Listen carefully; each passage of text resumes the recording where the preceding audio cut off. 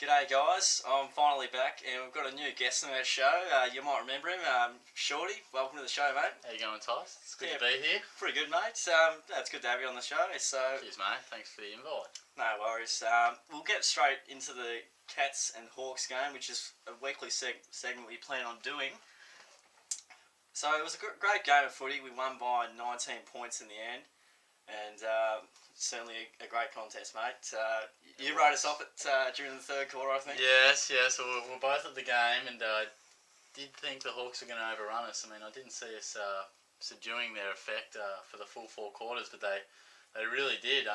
We stopped their pressure. Well, our pressure was, unbelievable to stop their short kicking game, and yeah, definitely. I did write us off midway through the third quarter, but I just steady, mate. Yeah, there's still a while to go. You had full belief that they would come through, yeah. Yeah, I tipped him, so that showed I had confidence in them. Yeah, I did not. That's okay. So it was a great game by the Cats. They certainly really brought the pressure to the table, and I think that's really what got the Hawks in the end. They're sort of not really used to that pressure, and we saw it back in round 2 when Hawthorn, Essendon were up against each other. Essendon were able to apply that pressure, and it was certainly something. They nearly got the points, but they were a bit stiff in the end. Yeah, well, I mean, not too many sides have run too close, but certainly that pressure on the ball carrier with the likes of, Suckling and Mitchell and Hodge, and even Durais, a nice kick off that back line. Birchall, of course. It's super important to apply plenty of pressure to their, users off the half back line, and the Cats certainly did that to full effect yesterday. Yeah, and it really just didn't help the Hawks. I remember seeing Isaac Smith sort of try and run in. Well, he wasn't running into an open goal. He was running inside 50, and someone just got a hand in there, and that doesn't usually happen. So it was just desperation and real mental toughness in that game for sure. Yeah, it was certainly a feature, and also the Hawks are known for their short, uncontested style of game, where the Cats are more so the contested brand of footy, and it was a nice contrast of styles. But for Geelong to keep that up for 4 quarters was something I didn't think they could do against a Hawks outfit who just smashed Gold Coast at home. It was a shock. It was a fantastic effort from Geelong, and great start to the season that probably not everyone saw coming, myself included. Yeah, I'm on the same sort of wavelength there. I didn't think we'd have that kind of start to the year. I was expecting maybe a couple of losses in there. I tipped Brisbane to beat us. I don't know why I thought that, but it was a bit of a roughie that round. So I thought, why not? But the forward pressure was just excellent. I mean, the key word of this game is just pressure, isn't it? Yeah, well, that's what everyone's been talking about is Geelong's pressure, and that was certainly what got them the 4 points. But who do you think was best on ground anyway, mate? Who are you giving the votes to? Well, from a Geelong point of view. Yeah, I think Tom Hawkins would be a pretty popular one, kicking 5 goals, 3 I think in the end on a bit of an undersized defence. Yeah, it was a bit for the Hawks. I mean, they did have Stratton, but I guess they didn't really think he'd be up for it. I don't know why they didn't pick him, but didn't pick Lake either. Yeah, I think Clarko said he might not have been. They wanted him to have a bit more match conditioning and sort of just get him in the right shape. Have him out for a week rather than have him in and then and do potentially do a Chris Judd. That's another talking point. Definitely. Yeah, Tommy Hawkins was brilliant. His physical presence on the ground and being the match winner in the end definitely gets the 3 votes. Yeah. Stevie J probably gets 2 votes. I mean, he had a lot of the footy, 34 touches and I think 3 goals in the end. He was really good, but did butcher it a few times. And if he didn't, I think he probably would have got the 3 votes in the end. But that's okay. And 1 vote I'll give to Jimmy Bartell. So I've gone for 3 relatively key posts for the Cats, and they stand up, don't they? They stand up. Yeah, and he was just brilliant around the contest. I don't know why. Yeah, I was thinking maybe Murdoch, but Jimmy was really good. Yeah, no, I totally agree there. I think Hawkins and Jono were the clear standouts on the ground. Yeah, Jono loves playing the Hawks, doesn't he? Tore him up in the prelim. Yeah, had a few goals there. And very good touches, record. So obviously 3 and 2, I think, go to Hawkins and Johnson, and I gave my 1 to Mitch Duncan. He's a great ball user. He also had 11 contested possessions, so he's great on the inside and on the outside, and he was fantastic. yeah, and you could raffle that last fight between probably Duncan, of course, Kelly, Harry Taylor was good, on Roughhead for the majority of the time. Rivers was also good, and of course Bartel, who you put in there, was very impressive, and Guthrie also, I thought, keeps, he's super consistent. Yeah. Don't know if George Wallen-Smith gets one, but that courageous mark out about that. Yeah. It's pretty good. Yeah. Gets Hodgie. He does some very good stuff. Couple of hard nuts in there. Yeah, for sure. Oh, mate, we're doing this segment, the chopping block. It seems to be your area, mate. So you thought a few players weren't quite up to scratch? Yeah, I mean, it was a good win for the Cats, a great win, but it doesn't mean that they won't go unchanged into Port Adelaide next week. I think one guy that the heat's probably on is George Burberry. He's paid the money to kick goals, and he's had opportunities. Even inside 50 delivery was just not up to scratch, and that's been a feature for a couple of weeks now. You got Jordan Schroeder in the reserves, and also Lincoln McCarthy, who was in the team early this season. I think he may make way for one of those. Yeah. And also, I'm not sure whether Mark Bixarves is doing enough as a wingman. Because last year... Big call. Yeah, well, I mean, last year he was the ruck. And now you got Simpson and McIntosh solely rucking.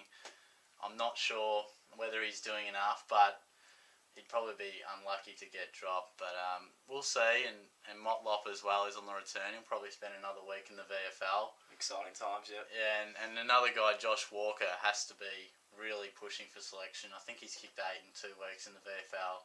Yeah. And bit of a smoky. Yeah, well, they've only got Hawkins at the moment. Mitch Brown's had his chance. I'd be going for Walker. His jumper got a game on the weekend, but I think we might see him wearing his own jumper next week against Port Adelaide. Yeah. I think Mitch Brown's got a bit of an ankle issue at the moment. Does he? I think that's what I've been hearing. Yeah, so it's the news there. Yeah. Also, Shorty doesn't mind a bit of Supercoach. If you want to talk Supercoach, he's the man to talk to. So just a few things on Supercoach, mate. What have you got for us? Well, from a Supercoach point of view, on the weekend, Hawkins and Johnson, obviously, like with the votes, stole the show. Yeah. Both scoring around that 140, 145 mark. Yeah, they were brilliant, weren't they? Yeah, they were outstanding. And probably one other notable number from a Supercoach point of view was Joel Selwood. You wouldn't be happy if you had him, but if you didn't, I think he's got about 83 points. So probably in about 3 weeks' time, with the price changing that, he's going to drop quite a bit and could be a bit of an undervalued premium in your midfield that you'd want to pick up. And guys like Dom Tyson, Xavier Ellis, Luke Dunstan sort of stopping in their price rise. He'll be one I'll be jumping on. Yeah. I suggest you do as well, Tice. I think you should get the Geelong skipper in, mate. I'll listen to the Supercoach expert over here, so he knows what's up. And you wanted to have a bit of a look at next week in what will be another pretty tough clash for Geelong. Yeah, absolutely. Cats face the Port Power at Adelaide Oval, so that will be a huge game on the Sunday. I think it's the later game, which will be the twilight match. It's no give me, absolutely not. We've beaten Hawthorn. All that suggests is we were the better side on the day, and we've been the better side on the day a little bit over the last few home and away seasons against the Hawks. But it doesn't really mean a whole lot because Collingwood got thrashed by Fremantle, and Collingwood bet Sydney, and Sydney bet Fremantle. So it's a topsy-turvy. Defies logic, really. But Port aren't really that easy at home. I think we bet in there by 8 goals, which was their home turf last year at Amy Stadium. Yeah. It's a bit different this time around, but it'll certainly test us a little bit. That's for sure. It's another huge test. That's for sure. I think. I'm pretty sure Wingard's going to get up, so after getting crunched by Darren Glass, but he should be right. But it'll be another strong test for Geelong, which Port Adelaide have sort of been the clear third best side so far, especially after beating West Coast. So after a tough game and a shorter break in Port Adelaide's legs, so it'll be a tough one. It'll be a tough one, definitely. I did forget to mention a bit about the Hawks. It's not completely 100% Cats. Just wanted to mention about Jack Gunson. He was causing a bit of issues, down back for us, and I thought for them he was relishing the situation.